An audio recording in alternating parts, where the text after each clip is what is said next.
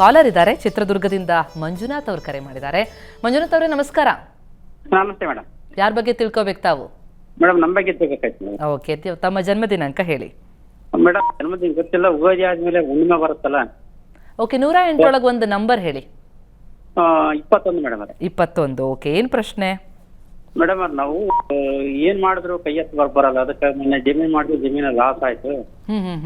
ಹಂಗಾಗಿ ನೀರು ಶಾರ್ಟೇಜ್ ಬರುತ್ತೆ. ಅದಕ್ಕೆ ಇರೋ ಬೋರಲ್ಲೇ ನೀರು ಸಬ್ಸಿಡಿ ಸಿಗುತ್ತಾ ಅಥವಾ ಇನ್ನೊಂದು ಬೇರೆ ನೋಡೋಣ, ಉತ್ತರಿಸ್ತಾರೆ ಶಾಸ್ತ್ರಿಗಳು ತಮಗೆ.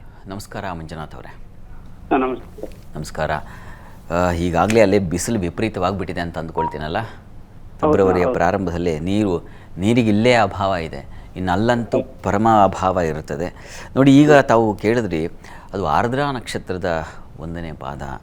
ನೀವು ಹೇಳಿದಂಥ ಸಂಖ್ಯೆ 21. ಅದು ಮಿಥುನ ರಾಶಿ. ರಾಶ್ಯಾಧಿಪತಿ ಬಲಹೀನನಾಗ್ತಾ ಇದ್ದಾನೆ, ಭಾಗ್ಯಸ್ಥಾನದಲ್ಲಿದ್ದಾನೆ, ಆದರೆ ಬಲಹೀನನಾಗಿದ್ದಾನೆ. ಇದು ಎಲ್ಲ ಬಗೆಯ ತೊಡಕುಗಳನ್ನು ಏರ್ಪಾಡು ಮಾಡಿಕೊಡುತ್ತೆ. ಈಗ ಮಳೆ ಬರೋವರೆಗೂ ನೋಡಿ, ಅವನು ಬುಧನ ಸಂಚಾರ ನಿಮಗೆ ಇನ್ನೂ ಒಂದು 3 ತಿಂಗಳು ದಾಟಬೇಕು, ಆಗ ಅವನು ಫಲದಾಯಕನಾಗ್ತಾನೆ. ಅಲ್ಲಿಯವರೆಗೂ ಸ್ವಲ್ಪ ಇಂಥದ್ದು ಒಂದು ವ್ಯಥೆಗಳು ಶುರುವಾಗ್ತಾನೆ ಇರುತ್ತೆ. ನೀವು ವಸ್ತುತಃ ಈ ಹೋಟೆಲ್ಗೆ ಸಂಬಂಧಿಸಿದ ಹಾಗೆ ಏನಾದರೂ ಪ್ರಯತ್ನ ಮಾಡಬಹುದು.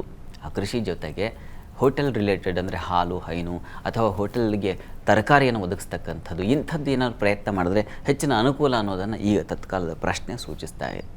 ಹೀಗಾಗಿ ಆ ರೀತಿಯಲ್ಲೂ ಒಂದು ಪ್ರಯತ್ನ ಮಾಡಿ, ಅದು ಪ್ಯಾರಲಲ್ ಇನ್ಕಮನ್ನು ತಂದುಕೊಡ್ತಕ್ಕಂಥ ಪ್ರಯತ್ನ ಆಗುತ್ತೆ. ಅದು ತುಂಬ ಸಹಾಯವಾಗುತ್ತೆ, ಹೆಚ್ಚಿನ ಲಾಭ ಗಳಿಕೆಗೆ ಅವಕಾಶ ಆಗುತ್ತೆ. ಹತ್ತಿರದಲ್ಲಿ ಯಾವುದಾದ್ರು ವಿಷ್ಣು ಸನ್ನಿಧಾನ ಇದ್ದರೆ ಪ್ರತಿ ಬುಧವಾರ ಅಲ್ಲಿಗೆ ತೆಂಗಿನಕಾಯಿ 2 ತೆಂಗಿನಕಾಯಿ ಸಮರ್ಪಣೆ ಮಾಡಿ, 12 ಬುಧವಾರ ಮಾಡಿ. ಅದೂ ಕೂಡ ನಿಮ್ಮ ಬದುಕಿಗೆ ಒಂದು ವಿಶಿಷ್ಟ ದಾರಿಯನ್ನು ಸೂಚಿಸುತ್ತೆ. ಸರಳವಾದ ಪರಿಹಾರ. ಇದನ್ನು ನಾನು ಹೇಳಿದ್ದನ್ನು ಯೋಚನೆ ಮಾಡಿ, ಎರಡೂ ಕೂಡ ನಿಮ್ಮ ಬದುಕಿಗೆ ಒಂದು ಮಹಾ ಬೆಳಕಾಗುತ್ತೆ. ಒಳ್ಳೆಯದಾಗಲಿ.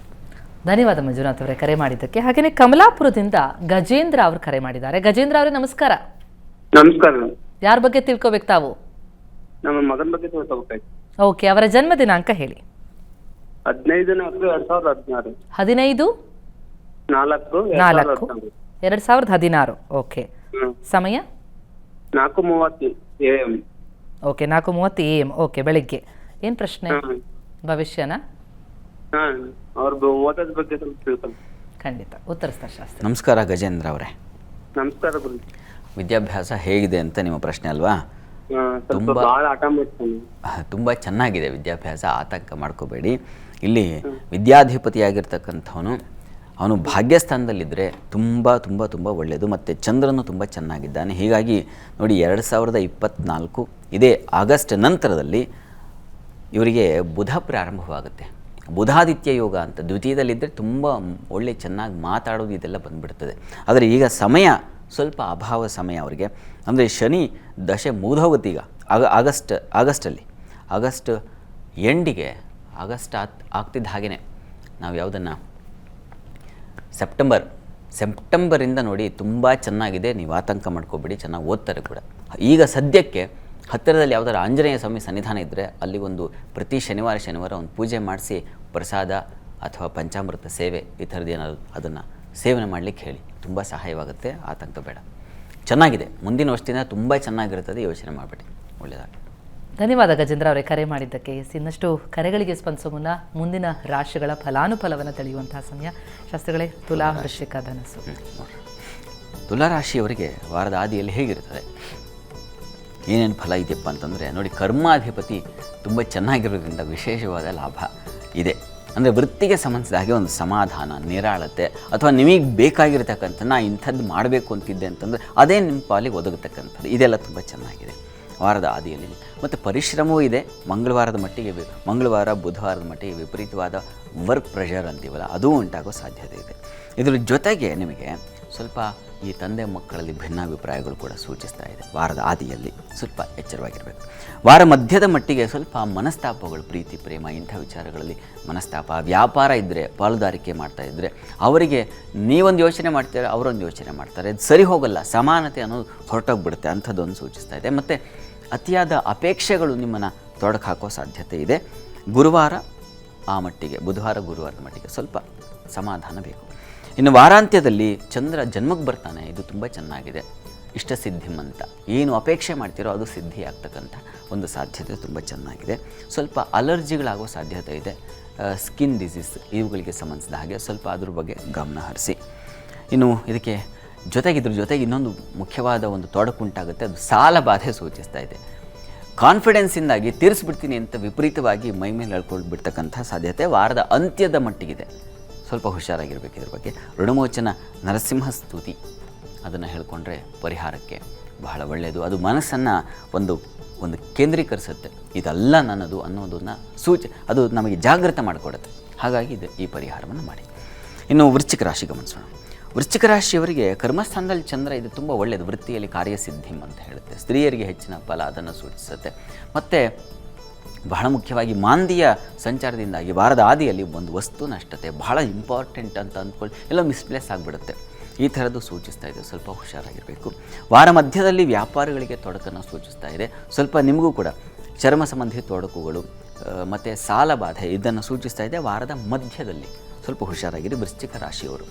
ಇನ್ನು ವಾರಾಂತ್ಯದಲ್ಲಿ ಗಮನಿಸ್ಕೊಂಡ್ರೆ ನಿಮಗೆ ಚಂದ್ರ ಬೇಗ ಬರ್ತಾನೆ. ಈ ಕಾರಣದಿಂದಾಗಿ ತುಂಬ ಆಪ್ತರ ಜೊತೆಗೆ ಮನಸ್ತಾಪಗಳು, ತುಂಬ ಅಂತರ ಕಾಯ್ದುಕೊಳ್ಬೇಕಾದಂಥ ಒಂದು ಪರಿಸ್ಥಿತಿ ಬಂದುಬಿಡುತ್ತೆ. ತುಂಬ ಇಷ್ಟವಾದವರೇ ಸ್ವಲ್ಪ ಸ್ಪೇಸ್ ಡಿಸ್ಟೆನ್ಸನ್ನು ಮೇಂಟೈನ್ ಮಾಡೋದು ಅಂತೀವಲ್ಲ, ಆ ಥರ ಆಗಿಬಿಡುತ್ತೆ.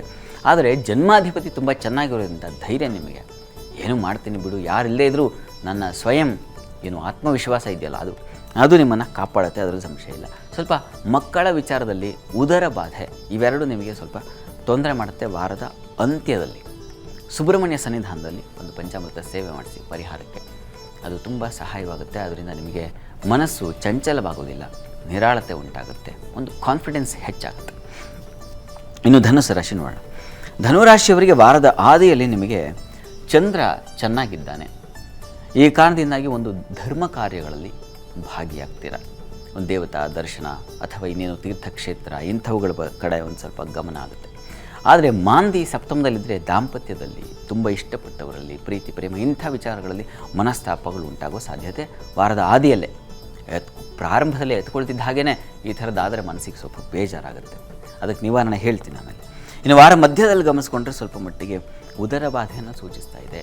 ಸ್ವಲ್ಪ ಮೈಂಡ್ ಫ್ಲಕ್ಚುಯೇಟ್ ಆಗುತ್ತೆ, ಅಂದರೆ ಒಂದು ಚಂಚಲತೆ ಅಂತೀವಲ್ಲ ಆ ಥರದ್ದು ಉಂಟಾಗೋ ಸಾಧ್ಯತೆ ಇದೆ ವಾರದ ಮಧ್ಯಭಾಗದಲ್ಲಿ. ಸ್ವಲ್ಪ ಅದರ ಕಡೆ ಗಮನ ತೆಗೆದುಕೊಳ್ಳಿ.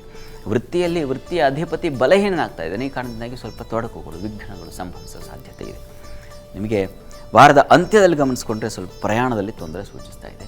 ಚಂದ್ರ ಲಾಭದಲ್ಲಿರೋ ಕಾರಣದಿಂದಾಗಿ ಈ ಹಾಲು ಹೈನು ವ್ಯಾಪಾರ ಮಾಡ್ತಾ ಇರ್ತಕ್ಕಂಥವ್ರು, ವಾಟರ್ ಸೋರ್ಸಲ್ಲಿ ಕೆಲಸ ಮಾಡೋರಿಗೆಲ್ಲ ಸ್ವಲ್ಪ ಮಟ್ಟಿಗೆ ಹೆಚ್ಚಿನ ಲಾಭ ಕಾಣಲಿಕ್ಕೆ ಅವಕಾಶ ಖಂಡಿತ ಇದೆ. ವಾರದ ಅಂತ್ಯದಲ್ಲಿ ನಿಮಗೆ ಪ್ರಯಾಣ ಹಾಗೂ ಬಂಧು ಮಿತ್ರರ ಜೊತೆಗೆ ಸ್ವಲ್ಪ ಮನಸ್ತಾಪಗಳಾಗಬಹುದು. ಸ್ವಲ್ಪ ಹುಷಾರಾಗಿರಿ. ಈ ಬಂಧುಗಳು ಅಂದರೆ ಬಹಳ ಎಚ್ಚರಿಕೆಯಿಂದ ಇರಬೇಕು. ಕೆಲವೊಮ್ಮೆ ತುಂಬ ಚೆನ್ನಾಗಿರ್ತದೆ ನಂಟು, ಕೆಲವೊಮ್ಮೆ ತುಂಬ ಹಾಳಾಗಿಬಿಡುತ್ತೆ. ಇದು ಅತಿಯಾದರೆ ಸಹಿಸೋದು ಕಷ್ಟ. ಸ್ವಲ್ಪ ಅಂತರ ಕಾಯ್ದುಕೊಳ್ಳೋಣ ಅಂದರೆ ಅದೂ ಕಷ್ಟ ಆಗಿಬಿಡುತ್ತೆ. ಆ ಥರ ಒಂದು ಹದದಲ್ಲಿ ಮೇಂಟೈನ್ ಮಾಡಬೇಕು ಇವರನ್ನು. ಆ ಥರದ್ದು ಒಂದು ಲಕ್ಷಣ ಇದೆ. ಇದಕ್ಕೇನಪ್ಪ ಪರಿಹಾರ ಅಂತಂದರೆ ನೋಡಿ, ನಾಗ ಸನ್ನಿಧಾನಕ್ಕೆ ಒಂದು ಪಂಚಾಮೃತ ಸೇವೆ ಮಾಡಿಸಿ.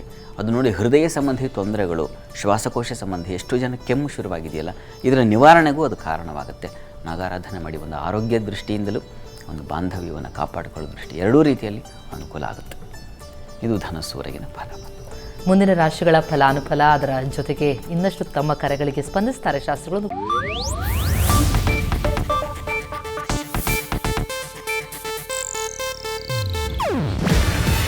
ಇದು ಏಷ್ಯಾನೆಟ್ ನ್ಯೂಸ್ ನೆಟ್ವರ್ಕ್ ಪ್ರಸ್ತುತಿ. ನೀವು ನೋಡ್ತಿದ್ದೀರಾ ಏಷ್ಯಾನೆಟ್ ಸುವರ್ಣ ನ್ಯೂಸ್.